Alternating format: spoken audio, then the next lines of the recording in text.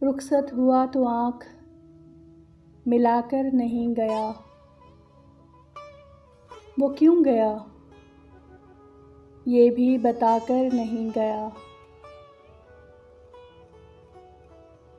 वो यूं गया कि बादे सबा याद आ गई। एहसास तक भी हमको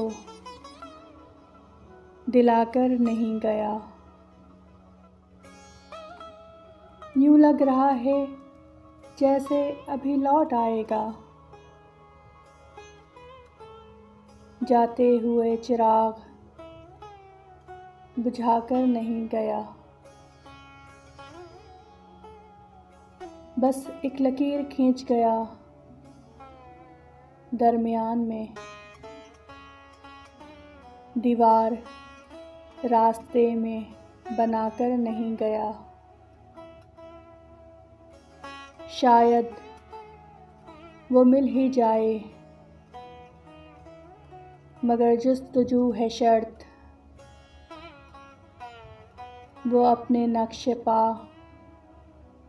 तो मिटाकर नहीं गया। घर में है आज तक वही खुशबू बसी हुई। लगता है यूं कि जैसे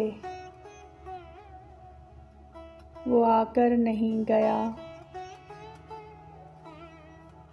तब तक तो फूल जैसी ही ताज़ा थी उसकी याद,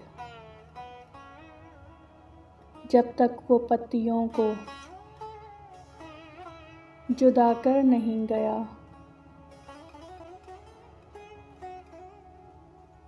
रहने न दिया उसने किसी काम का मुझे, और खाक में भी मुझको मिलाकर नहीं गया।